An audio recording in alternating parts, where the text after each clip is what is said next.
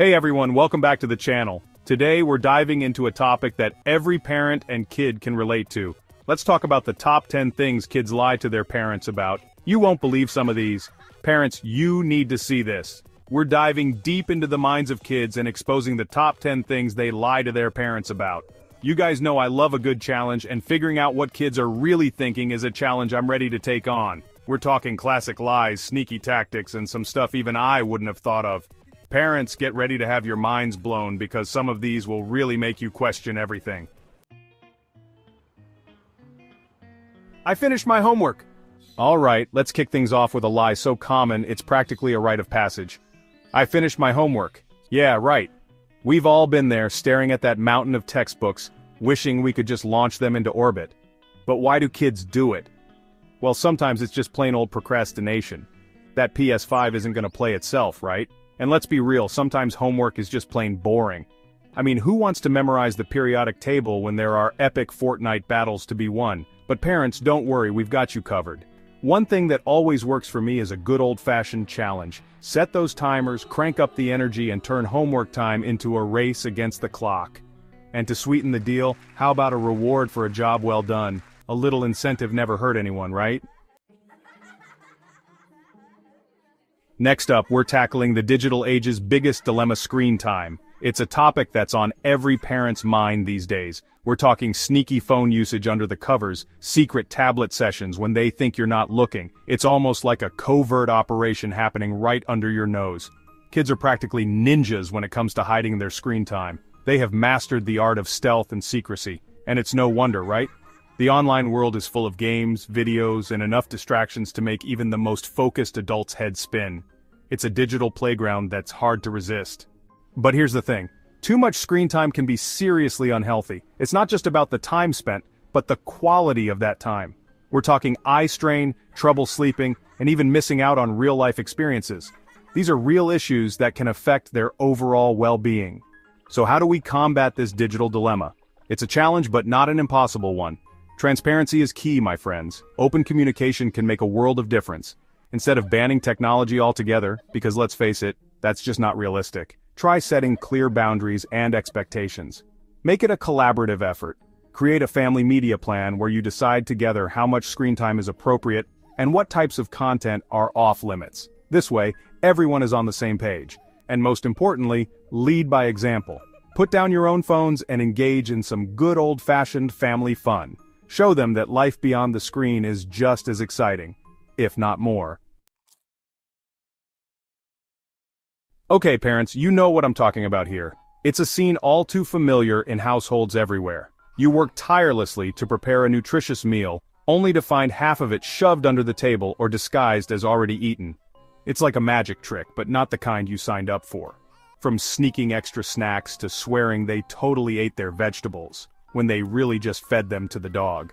Kids have a knack for food deception that would make any magician proud. Yes, kids are masters of food deception. They can be quite the little tricksters when it comes to avoiding those greens. I totally ate my vegetables. See, my plate is empty. But why all the secrecy around something as essential as eating? Why do they go to such lengths to avoid those veggies? Well, sometimes it's as simple as picky eating. They just don't like the taste or texture. Let's face it, broccoli just doesn't have the same appeal as a bag of chips. It's a tough sell, but other times, it might be a fear of trying new things, or a desire to assert their independence. They want to make their own choices, even if those choices aren't the healthiest. The key here is to make mealtime fun and engaging. Turn it into an activity that everyone looks forward to. Get creative with your cooking. Involve the kids in the process. Let them help with the preparation. Turn those veggies into fun shapes or try hiding them in smoothies and sauces. Make it a game to see who can come up with the most creative dish. Remember that old saying, if you can't beat 'em, join 'em? Well, sometimes the best way to get your kids to eat healthy is to eat healthy with them. Make it a family affair, try new recipes together, and who knows? You might even discover some hidden culinary talents along the way. The journey to healthier eating can be a fun and rewarding experience for the whole family. So, roll up your sleeves, get those aprons on, and let's turn mealtime into a delightful adventure for everyone. Friends are a huge part of growing up, and sometimes kids aren't always truthful about who they're hanging out with or what they're doing. Parent 2. They might downplay a friendship, invent a new best friend, or even hide a falling out to protect your feelings.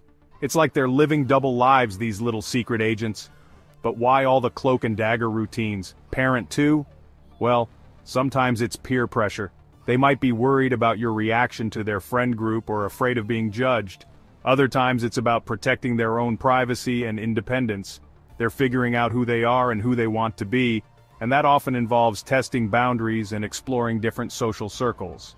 Parent 2, the important thing is to keep those lines of communication open. Let your kids know that you're there for them no matter what, and that they can always come to you if they're facing friendship drama. Let's be honest, report cards can be a recipe for disaster. You're excited to see their progress, they're dreading the potential lecture. It's a recipe for tension. Teacher, and what happens when those grades aren't exactly stellar? Cue the lies. From I lost the report card to the teacher didn't hand them back yet. Kids will come up with some pretty creative excuses to avoid those tough conversations. Teacher, but deep down, they're not trying to be malicious. They're just scared of disappointing you. They might be struggling with a particular subject, dealing with academic pressure, or simply afraid of your reaction. Teacher, the key is to create a safe space for them to be honest about their struggles. Instead of focusing solely on the grades, ask them about their learning experience. What are they enjoying? What are they finding challenging? Okay, this one's for all the parents who've ever walked into a seemingly clean room, only to discover a mountain of clothes strategically hidden under the bed, or a trail of crumbs leading to a secret stash of candy wrappers. Kid 1, it's like they think we have X-ray vision or something. Chores are a classic battleground in the parent-child relationship. You ask them to clean their room, they totally did it even though it looks exactly the same as it did an hour ago. Kid 1, but let's be real, who actually enjoys chores? It's not exactly the most thrilling way to spend an afternoon, right? Chapter 7. Bedtime Battles. Unmasking the Midnight Mischief. Ah, bedtime. That magical time when parents finally get a moment of peace and quiet. The house is calm, the lights are dimmed, and the day's chaos seems to melt away. Parent 2, or so they thought. Just when you think you can finally relax, the bedtime battles begin. Turns out, kids are masters of the bedtime stall. They have an arsenal of tactics to delay the inevitable. Parent 2, they'll claim they need to go to the bathroom for the 10th time, or suddenly remember they need a glass of water. They might invent a sudden case of the can't-sleep-itis, complete with dramatic yawns and exaggerated stretches, or swear they've been asleep for hours when you know they've been up reading comics under the covers, flashlight in hand. But why all the resistance to sleep? What drives this nightly rebellion? Parent 2. Well, for starters, kids are naturally curious and energetic. Their minds are like sponges, soaking up every bit of the day's adventures. Their little brains are constantly buzzing with new information and exciting ideas, making it hard to wind down at night. The world is a fascinating place, especially when the stars come out. The allure of nighttime adventures is just too strong to resist. Every shadow and sound becomes a part of their imaginative play. Parent 2. Plus, let's face it, the world is just more interesting when everyone else is asleep. The quiet of the night offers a sense of mystery and excitement. It's like they have their own secret society of night owls, sharing secrets and adventures while the rest of us are snoring away. They bond over whispered stories and shared giggles. The night becomes their playground, a canvas for their wildest dreams and adventures. And so the bedtime battles continue night after night. But financial honesty is a crucial life lesson. It's about building trust, understanding responsibility, and developing healthy financial habits that will serve them well into adulthood. So how do we teach our kids about money matters without turning into those parents who lecture about saving every penny? Parent 1, make it fun and engaging, give them age-appropriate allowances, and let them make their own spending decisions, within reason of course. And let's be real, kids are often more tech-savvy than we are, making it even trickier to keep up with their online activity. They might downplay the amount of time they spend on social media, hide certain accounts or interactions from you, or even create fake profiles to explore the online world without your knowledge. It's like trying to catch smoke, trying to keep up with all the latest apps, trends, and online lingo. Kid 2, but don't worry, we're in this together. The key is to keep those lines of communication open and to approach the topic with curiosity rather than judgment. And that's where the lies about their whereabouts come in. They might tell you they're going to a friend's house when they're really hanging out at the park, or they might forget to mention that a certain someone's older sibling is driving them to the mall. It's enough to make your head spin. Parent 1. But before you panic, remember that most of the time these little white lies are harmless. They're simply testing boundaries, asserting their independence, and trying to navigate the world beyond their front door.